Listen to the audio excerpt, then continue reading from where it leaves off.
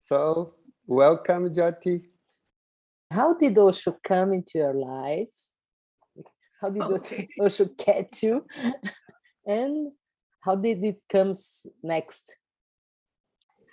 I was living in Bombay in those days, and Osho used to come from Jabalpur. He was staying in Jabalpur. It is 1968. Wow. And he was coming to Bombay and traveling all around India. And I was interested in, it was my search. I was going to listen all types of gurus and reading all types of books also on religion and psychology, philosophy. So that way, this thirst was there. And one day, I suddenly saw a banner on the road, discourse by Acharya Rajneesh. And this name was totally new for me. And I said, oh, I want to go and listen to him also. So straight away, I went to listen to him. It was a big auditorium, like thousands of people there. And I went there. I heard his first discourse. We had no passes to enter in the hall. So we were told we can go second floor balcony and sit there. So my friend was with me. We both found a seat. And I tell you, there was so much noise in the hall. And suddenly it was pin drop silence. He appeared on the podium there. And I saw him from the very distance. He was wearing a kind of lungi and a shawl around the shoulders. And he just sat there and started speaking. His voice, I don't know what happened to me. My eyes got closed and his voice was just like I was drinking. It was going inside me. And I say my mind just disappeared. No thinking, just his voice echoing inside me. And I was so surprised. Some questions which were bothering me all the time, he was answering all those questions. Amazing. Anyhow, the discourse was over. And during the discourse, I got so much touched. As it is said, the heart gives the recognition. So my heart was like throbbing with joy and happiness. And I have found this master for whom I was searching. It was clear recognition. And so discourse was over. I come out of the hall and buy some books and start reading books. First night I was reading whole night. It was a feeling like I have found this precious treasure. This each word, each line, each para was feeling like so perfect in itself, his expression of saying things. And then I felt I want to meet him. So there was some number where they were printing some magazine in Bombay. I called there and they say, I said, I want to meet Acharya Rajneesh. And they say, you come to his camp. He's leading camp soon, meditation camp. He used to lead meditation camps. So straight away, I went to do his meditation camp. That's how my journey started. Wow.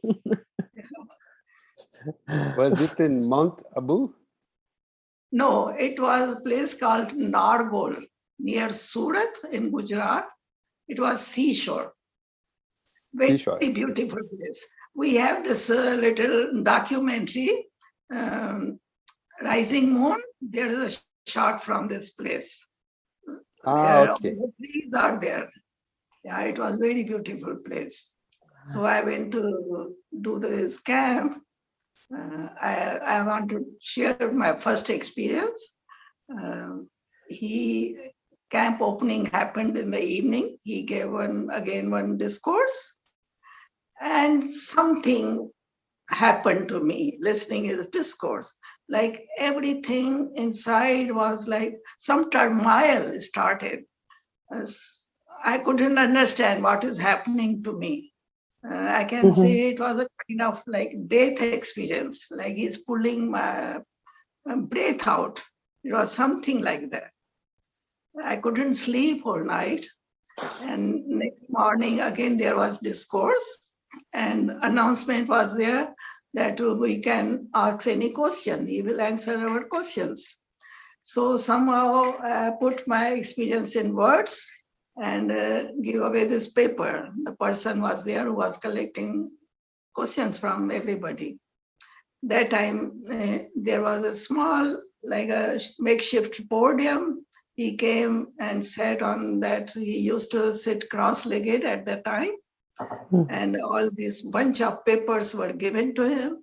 And he started reading and sorting out these questions. And when he started reading my question, I recognized my paper. And I was like, let me see where he keeps my paper.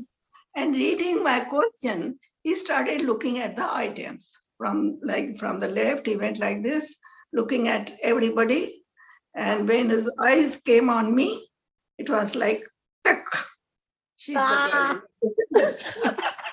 And I was like, my God, how he came to know that it is my question. It was so clear because he didn't look further at all. And he put away the paper on one side. And he didn't answer. He didn't answer. After the discourse, everybody went ahead. And when he got up from his seat, people start touching him, holding his hands. And I'm very much afraid to go near him. Some fear was there inside. Finally, when I felt now he's leaving, I just rushed. I want to at least bow down to him. And I bow down, and then he said, you have written that question. And I knew what he's saying. And I said, yes, it was my question. And he said, okay, come and meet me in the afternoon. 2:00 was his meeting with people in the very first camp. So 2:00, there was some kind of fear. Fear has gripped me, like a fear of death, like I'm going to die if I go near it. It was something like that.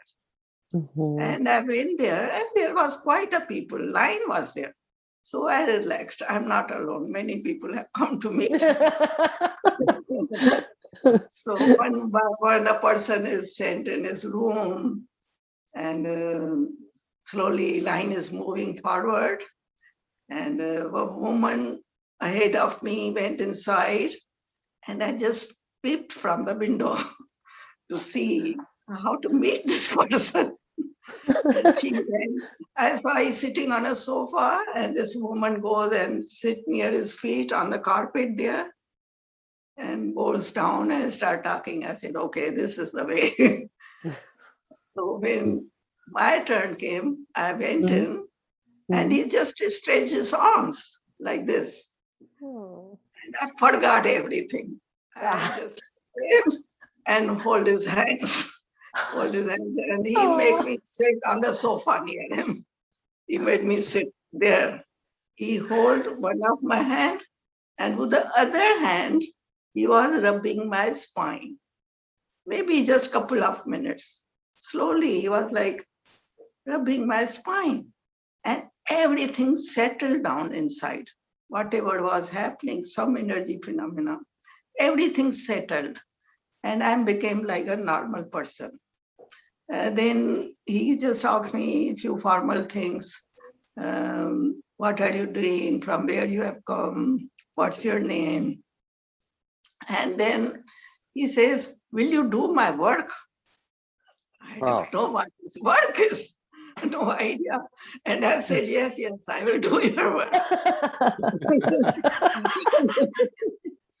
And then he called his secretary was there, and he told me, meet him and see what you can do. I very often come to Bombay, and you will get the information, and you can come and meet me whenever I'm here. That way, my journey started with my master. Wow. It was still in Bombay, yeah? Yeah. I was actually doing a job there. I was working. I have this book of Satarji, and he tells about a place called Wonderland or Woodland, something like that. Yes. Was it there? Yeah. Yeah. And then what follows after that? Well, after that, I started writing him letters. Whatever was happening inside, I was just writing him. What's going on? What is this? I'm feeling like meeting you again and again. I'm missing you. Things like that. And then he replied one of my letters telling me, okay, you come and meet me at this place. He wrote his phone number also. You can find out where I'm staying. So I had my first, again, another meeting with him in Bombay. And kind of, I'll say from my side, I felt like I want to be with him. I want to be near him. And I had not much difficulty in doing so. So I attended another camp, and then I got a chance to travel in the same train with him where he's going. And finally, it ended up, I stayed with him in the same apartment. He used to stay as a guest in people's apartment in different cities he was traveling. So I got this, I will say, precious opportunity to be near him and take care of his small things, whatever is needed. And that way, it was a real joy. Attended many, many of his camps. And many of my friends joined also after me. I was sharing with them, and they also started coming to the camps. And then I should tell you how he started sannyas. He was staying in this apartment. Before moving to Woodland's apartment, another apartment was rented for him in a building called CCI Chambers. Okay, and it had 3 bedrooms. In 1 bedroom, about 8 people used to do dynamic every day in his apartment. Yeah. And he will come and see us what we are doing. Then I used to meet him every day. Before doing dynamic, I will go to his bedroom and always buy some flower to give him. And that way, it was a real joy for me to have this beautiful opportunity. And then there was a camp in Manali, place called Manali, in 1970, September 1970. And he said, you are coming to the camp. I said, yes. Then he said, Ma Yo Lakshmi has been appointed his secretary at that time. And she had started wearing this orange lungi and a kind of kurta. She was wearing this. And he said, do you like Lakshmi's dress? I said, yeah, it looks good on her. Make a dress like this, he said, to take to the camp. And I said, okay. I was wearing my normal clothes, what we wear in society, going to office and all this. Then whenever I met him, did you make your this lungi kurta or a lungi kurta? And I was saying, oh, still there's time, I'll make it. And one day I went to see him in his room. He had this whole pile of cloth, of orange cloth. And he said, cut how many meters you need for this dress. And make sure you bring this dress with you. Okay. So I got this dress done. Not knowing what his plan is. He didn't talk about sannyas at all. So I went to Manali camp. First day I didn't wear this dress. And then he said, what happened to that dress? Why did you wear it? I said, okay, tomorrow morning I'm going to wear it. So tomorrow morning, before discourse, put that orange dress on. It was a kind of lungi and a kurta, very funny thing for a woman to wear in Bombay like that.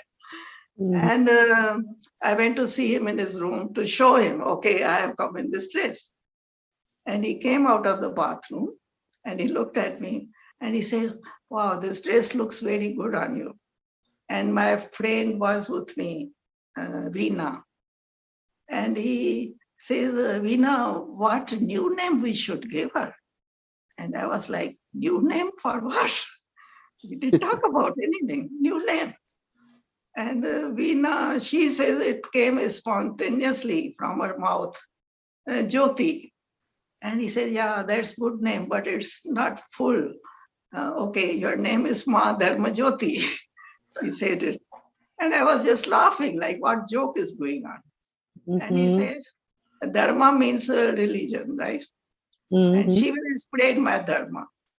Dharma Jyoti, she will spread my Dharma. And I was just laughing, making some joke or what. Wow, And wow. 2 days I put that dress on. Third day I washed it. And again I came in my normal clothes. And he called me, what happened to this dress? Why did you change? Only one dress. I washed it and it's still not dry. It was cold there. And that day he called a meeting in the evening. It was 28th September, and he talked about this Neo Sannyas movement. And mainly his message was, my sannyasins will not renounce their life.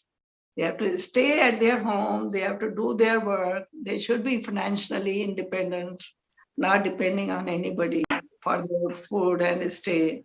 He gave that talk. And I tell you, I couldn't digest all this. How I can go in the office in these clothes? How can I move in the society? And those days, he was so notorious. He's already known as sex guru. And we have to wear his mala with his locket, which means we have to expose ourselves that we are his disciples. He's our master. And then I talked to him. I said, it's difficult for me. So he started Kirtan Mandali from there also. One group of sannyasins were told that they will travel from town to town and do Kirtan, singing and dancing on the streets. And he said, okay, so you don't go home, just join the Kirtan Mandali. And which was more difficult for me to do that. It's not my type, actually. What you want to do, you decide for yourself. I just want to ask you something. Yeah. I didn't get the whole meaning of your name. It's Dharma is religion, and Jyoti? Jyoti means flame. Flame. Like a fire. Flame of the yeah, flame. Yeah. Yes, yes. And how old was you in that time? I was when I met him, I was 26. Sannyas happened in 28. Okay. Yeah, after 2 years. So I decided, okay, it's only my mind is feeling fearful. I will face whatever happens. So I went home back in orange clothes and mala. And the best thing was, in those days, we were meeting him almost every day. So, yes. So it was like he was encouraging us, telling him every day some story, what people are passing remarks on us, things like that. And he will make joke of everything. And said, don't take anything seriously, just laugh. One time I told him I'm standing at the bus stop and this double-decker bus passes by and boy is sitting up in the bus, throwing flying kisses. And it's so awkward situation. People are all standing and boys are doing it. He said, you just gave them flying blessings. What is wrong in it? Just give them flying blessings. So he used to make us feel very light. Don't take anything seriously. Be playful. That way, I tell you, it was also a kind of a device for our meditation. When you are walking, everybody is looking at you. Yeah, you are like different from everybody. Mhm. So that means you can't doze off. You have to be totally aware. Everybody is watching you. So this awareness, process of awareness started happening. Wow. And it was also a kind of like, we became like a walking advertisement for publicity. Everybody asking, what is this? Whose mala is this? Things like that. Mhm. So our master is great. He used every Yes. opportunity. Yes. Jyoti, how was it relating to your family and friends about you going to Osho's world? Yeah.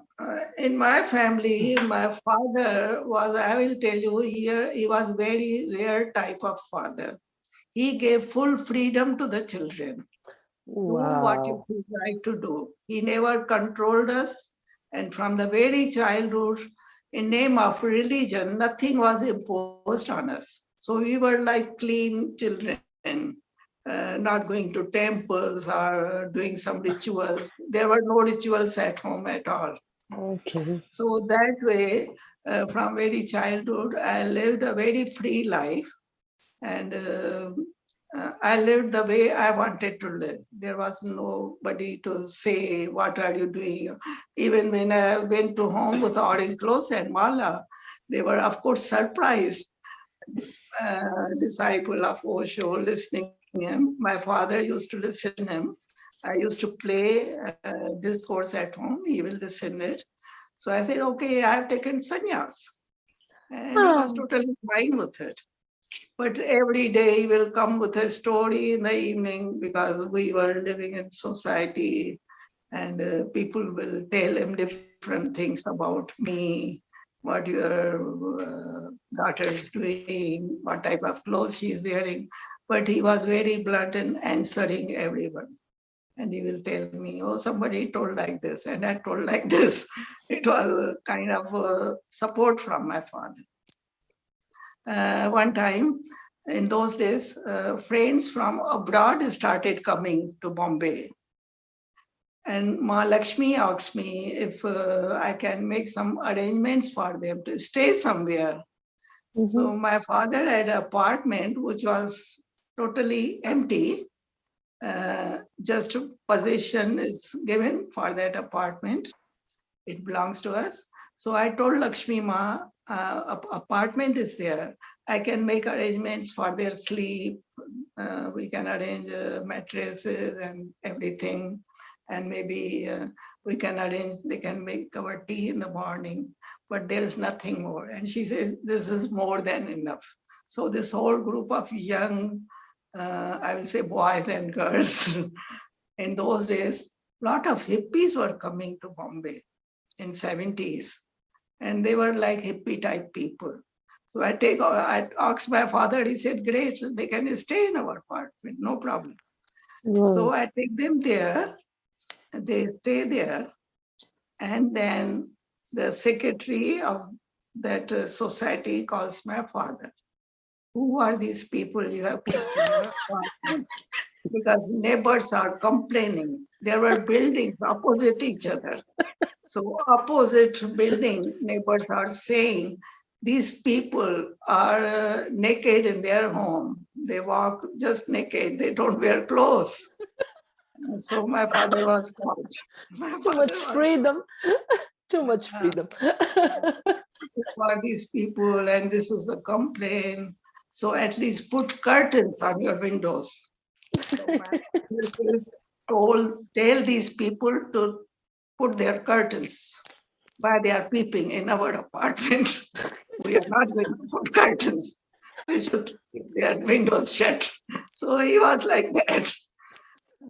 70s was a great decade. I'm grateful to Father. He gave me total freedom. Wherever I wanted to go, we don't need to take permission from him. We'll just pack our bag and say, okay, I'm going tomorrow. That's it. So I lived the life, very beautiful life. And mainly I was financially independent. I was not depending on father or anybody. That makes a lot of difference. Yeah. Yes, Yes. absolutely. And this went on for how many years? Then after that, Pune, yeah? Yeah. Then in 74, Osho said, lot of people are on the way and you people have to find a bigger place for me. Many people are coming. So finally, this one bungalow in 17 Koregaon Park, Lausu House, one bungalow was purchased, and it was 21st March 74. Osho in a car started going to Pune. So I joined with friends in another car because I felt like, now what's the point of staying in Bombay? I will stay in Pune now. So I went there, and 2 days I was in Pune, and then he called me and he asked me when you are going back to Bombay. I said, I'm not going to go back. I'll stay in Pune only. And then he really, I'll say, explained me, no, you don't have, you have any problem there? I said, I have no problem.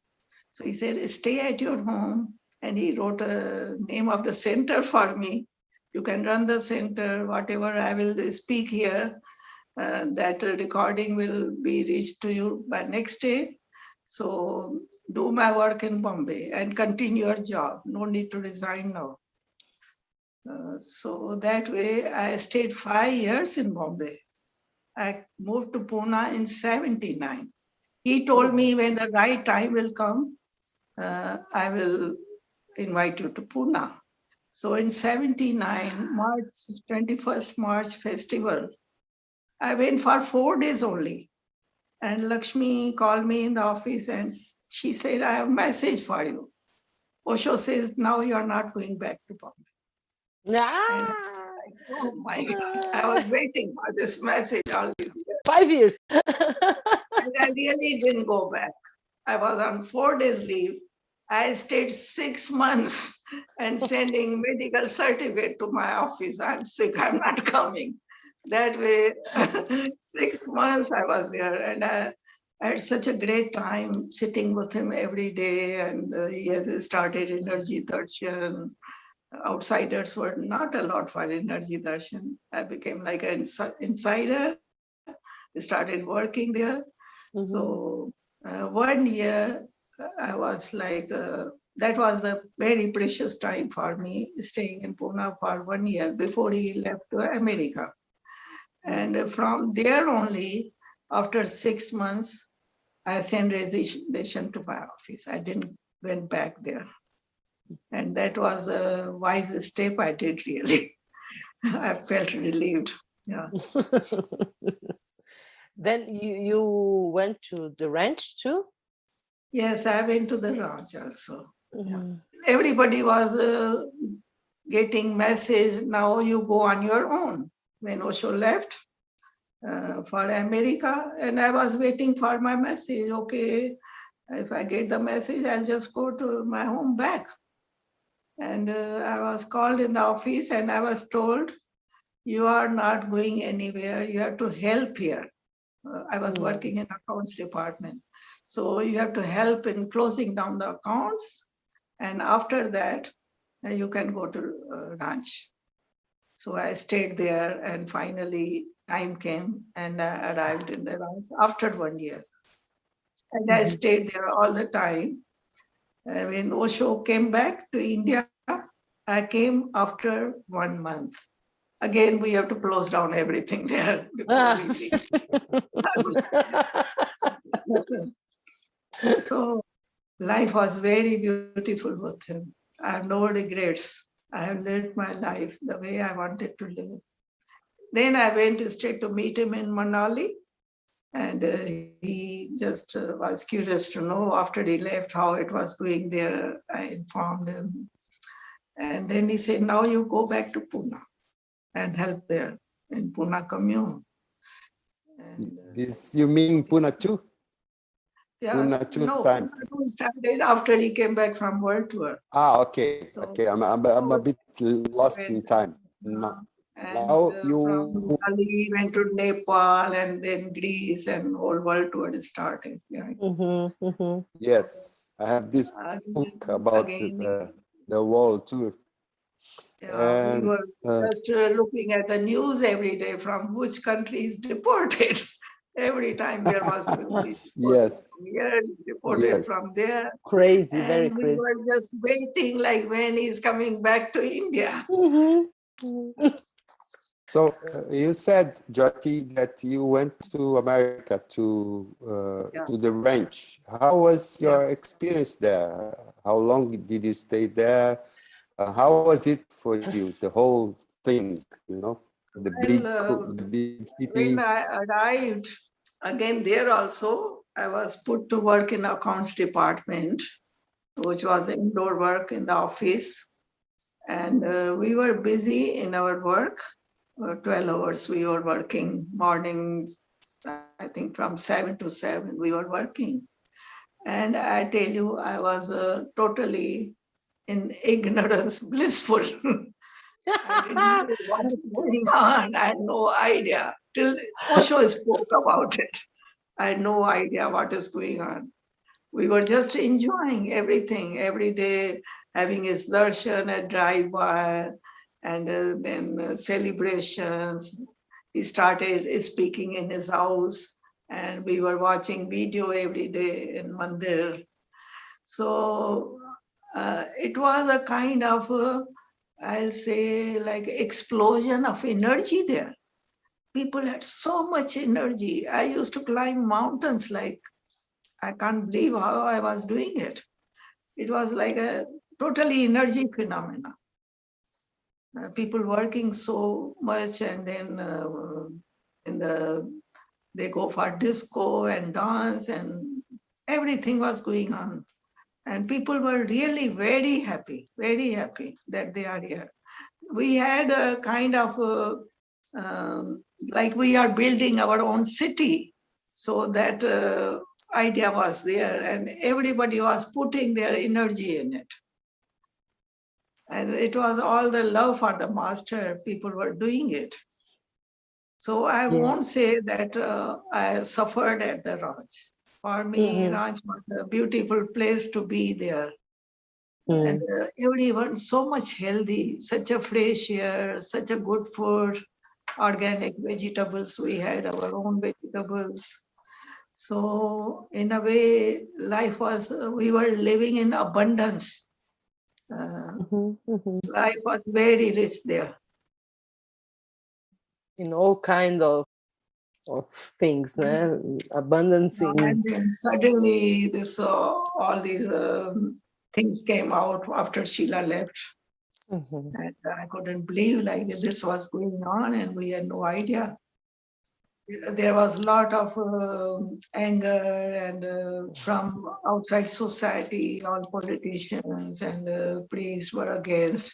He was talking so bluntly, telling in his discourses, come and handcuff me, put me in the chair. But he was telling like very fearlessly what he wanted to say. He didn't compromise anything with to keep the truth under carpet. No, he was like a lion roaring. Yeah. Yes. And the result was, he got arrested. He was happy to come back to India. He was very happy to come back. Did you stay at the ranch until the end of the commune there, or you left before? I left 1 month after Osho came to India. Wow. To India first, in Bombay? I landed in Delhi and went to meet him in Manali, where he was there at that time. Yeah. I met him there in Manali. He wanted to know what was going on after he left. I gave him all the news. Many people were really freaking out,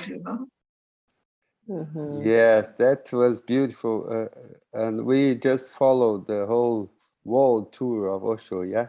As you said, he was thrown out of every country, yeah. I've seen Osho first time in Bombay in 86. He was at a friend's house. That was the first time I saw him physically, personally, yeah. And was amazing, yeah. What happened to me next? When I I came was back. there all the 5 months when he was in Bombay. Actually, when he was on world tour, at some point I felt like I was not happy in the commune. So I left the commune. And I feel like I want to travel a little bit up in Himalayas. So I started traveling for 2 months, and then suddenly this urge came. Now it's time to go back to Bombay. And I came back to Bombay middle of July. And I called this man, Suraj Prakash, in his house, Osho State. I just called him, just like an intuition. And he said, "You come and meet personally. I have to tell you something." So I went, and he told me Osho is coming back and he will be here in this house. He has a beautiful bungalow. And he said, "We have kept it very secret, but we need some help from some sannyasins to clean up the whole house." So I was told, so I helped in cleaning. And then this date came when Osho arrived in Bombay. I was there. We 3, 4 friends, sannyasins were there to receive him. And 3, 4 people went to airport. And when his car arrived in this bungalow, I tell you, it was such a joy. Oh, he's back now. And I opened his door of the car. He came out. I said, "Bhagwan, welcome to India." And he just patted my hand and said, "How are you, Jyoti?" I said, "I'm fine." So after that, all the 5 months I was in Sumila, and I got this opportunity. I was given the work to clean his space, the bathroom and his room. When he was in bathroom, I'll clean his room. And he's in room, I will go and clean his bathroom. Yeah, it was beautiful there. And every day he was speaking also.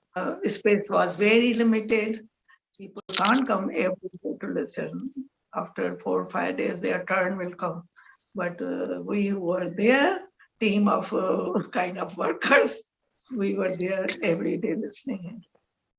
And then he went to Pune, and I'm again back to Pune. So this journey went on with the master. Pune were very intense, I tell you. He knew that he had very limited time. So he was like speaking and speaking, morning, evening, kind of like giving finishing touches to his painting, actually. And last year he spoke on Zen, and in Pune. Then when he heard that people are finding it difficult to get visas to come to India, he said, "Go underground, drop this orange clothes and mala if it bring you problem to get visa." So that way, he said, "Drop it." And then after a while, again, he suggested wear maroon robe. Everybody in the commune wear maroon robe. White robe started nearly 6 months before. All these years, if I look back and see, he was preparing us. He was withdrawing his energy. And if you have heard his last discourses, where he was leading gibberish after discourse, all the time saying, go in, you are not the body, not the mind, go in." Yes, yes. So that was really a preparation for all of Yes, us. Now be on your own. You are the yes, Buddha. You are the Buddha. yes, yes. I was there in Pune from You were there. 88. Yes, from April 88 until he left his body. I was there. So you were living at the commune at the time, at the ashram? In the commune, I was Yes. living in Francis' house, called Francis' house, where Osho's mother was staying. I got a room next to her. There was a door in between. I was kept there. Osho said, "You take care of my mother." So I Wow. was. This was also a beautiful time to be with his mother. Yeah, his mother was so innocent, like childlike. He said in one of the discourses, "My mother is so innocent. She's enlightened, and she doesn't know she's enlightened." You know, I was there when his mother left the body. I was there. Yeah, I saw him. How she was totally aware when she left the body, with total awareness. Yeah. this Francis house was behind Bodhidharma Tea Right, Garden, right. right? Behind Bodhi. Yes. I worked in Bodhidharma for 9 months, something like that. Okay. There was You, a kind of bamboo grove after yeah. my own entrance, bamboo grove, and there used to be chairs. We used to sit there. Beautiful place. Yeah. You know what I remember from Mataji is going to Kundalini, and Kundalini yes, was she beautiful. used to brought a chair, yeah, with her, yeah, to bring When a chair. Osho heard that she's going for Kundalini, he sent her the message, "You don't need to do Kundalini anymore." Then she stopped. Oh, that was beautiful. And this, like you said, first gibberish, and then the white robe part that he was already in silence, yeah. And you know what I remember also, you talked about Zen. He was talking about Zen. There was last talks, yeah. Last days he gave us these three groups he called meditative therapy groups: Mystic Rose, No Mind, and Born Again. Three groups he gave. Yeah. You were leading Mystic Rose Mystic Rose. recently? When I was there in Pune, I got invited in Multiversity to have training in Mystic Rose. So I was certified that I can lead the Mystic Rose. And from 95, Osho left body in 90. I was in commune for 10 years more, till 2000.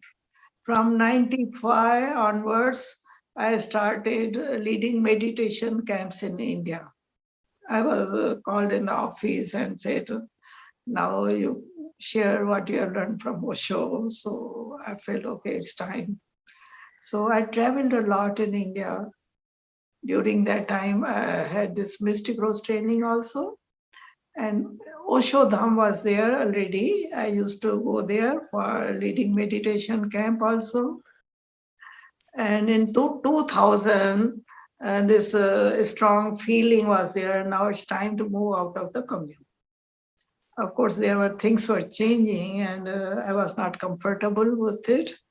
So I said, okay, it's time for me. I lived many years in the commune. Now let me live in my own freedom, the way I want to live. So I moved out, and then I got invited in Osho Dham. Why don't you come and stay in Osho Dham? Don't you like it? It's very beautiful place. Where is it? Osho Dham is very beautiful place outside Delhi. Actually, it is a farmland. Lots of trees and beautiful meditation hall and accommodation for 200 people. So we do a lot of programs there, other programs also. And coming to Osho Dham, I felt this is the right place. I can do Mystic Rose here. Yeah. That's where you are now. Yeah, Right I now. live in Yes. Osho Dham. How do you spell it? The name Dharm? It's the same. Osho Dham, Dham. Dham. Dham means city of Osho, town of Okay. Osho. And one thing happened as I moved out of the commune, because I lived so many years in the commune. I had friends all over the world, sannyasins. When they heard I'm out now, I started getting invitations from everybody. Oh, now you are free. Come here, come here. And a new phase started in my life. I traveled a lot outside of India. Russia, I went 10 times every year. Wow. Even Wow. Muslim countries, Uzbekistan, Tashkent, and then Europe.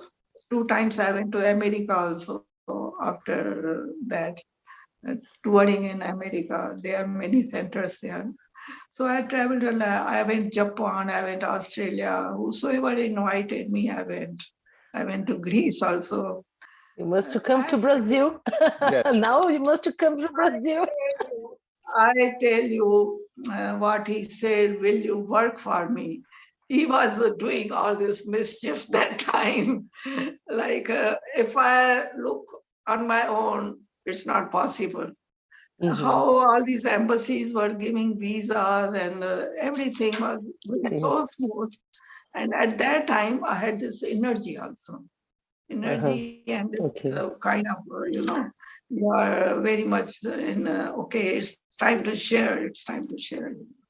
That when I was in commune in 95, I wrote this little book about my experiences with Osho. Wow. Maybe about it. How can we get your book? You can, it is in Amazon also. Amazon, okay. 100 Tales for 10,000 Buddhas. I have written like a narrative stories when I was near them. It is kind of narrative stories. Wow. So this book, I don't know, I didn't knew I'm writing a book, but somehow it got together and finally it got published. And I was amazed because I had no idea. People started translating in different, first of all, Japanese published it in Japanese, and then Russian language, Chinese language. I went to Taiwan also. This publisher, Chandana, published my book in China, and then in French, in India, all the languages. So this book really made me very famous. Oh. People started giving me so much feedback. Like this book is like we did the journey with the master. And this book I have written like a present tense, like it's happening now. I won't say it just happened through me. That's the story of the book. This is, the first thing when we finish this interview is I'm gonna get your book. Yes. You can't find out, write me your address, I'll mail it to you. Yeah, so thank you. But you said in Amazon we can get it. Yeah. I just would miss your autograph. Yeah. On the book. And on the base of these stories in the book, when it was lockdown here, we few sannyasins were in Osho Dham, and just in fun we started. They're telling me, tell a story from your book, and we shoot it with a mobile phone. They were shooted it. So started in a very playful way, and finally it came up. Now I have my YouTube channel. And all these, like almost 50 stories are already published on the YouTube channel. And yes, that's great. Yes, and you really of my YouTube channel, right? Just yes, we've seen it. We've seen it, and you're really doing his job. Yeah, his work. Yes, life is fun, really. Life is fun. How Jyoti, how do you feel Osho's work today? For me, Osho's not gone. His energy, his presence is so strong here. When we meditate, I'm just taken away. But I don't miss him at all. In silence, I feel possessed by his energy. He's possessing us. Yes. And many new people are coming. In India, many new people, especially youngsters, are getting connected with Osho. And they come to meditation camps. And so many people just want to take sannyas also. Yes. Yeah. Wow. Sannyas is going on. We feel absolutely. Master is at his work still. Yes, And we feel of the course, same. he has to choose some sannyasins to be his mediums and do his work. Yeah. Yes. Uh, You know, Jyoti, when I was that time in Bombay, I wrote him a question about he leaving his body, that would be possible for me to have another master in his place. And he said to me, "You're gonna find me in your very heartbeat." yes, And he- his answer was published everywhere on this Osho Times, talking about his funeral. My question was there, the full page. which series of the lectures was that, where your question was? Beyond Enlightenment. Beyond Enlightenment. Okay, I'll This find out was and read it. that's I was the there, but I want to read again. yes. I think it's the 11th talk. 11th number. Yeah, the question starts like the fruit falls from the tree when it's ripe. Oh, okay. Yes, that's the beginning of my question. It was, Mm. wow, I listened every day until today. It's always, I listen differently, this answer. Yes. Nowadays, I listen his discourse every day. It's a nourishment for me. It's nourishment for me. You tell me, I've searched for Osho's video discourse on osho.com and I didn't find. We have all his videos on hard disk now. If you are Oh, interested, we yes, that's can great. mail you the hard disk. You will get all the videos, all the videos. When I hear Nilan talk about Osho signatures disappeared, and wow, I was so shocked when I hear this. Yes. And I've seen the originals in Japan, in Gata Sansa's Unity Yeah, Place. Yes, I've seen it. He just showed us. He put all these books open on a table, and we are not allowed to touch it, but just to see. It was like the painting were coming out so strong. I was so touched by it. These were the prints or original prints? The originals, the originals, Originals with Gata originals. Sansa. Yes, Really? he had the books, original books with him at the Unity, and he opened the books on the table and just showed us, because he was making the paintings on a frames. He was selling it. I think it was some arrangement with Pune that time. Okay. It I know was Gata 90. Sansa. You I know know Gata him. Sansa? Yes. I tried to interview In him, but Japan, I met him also.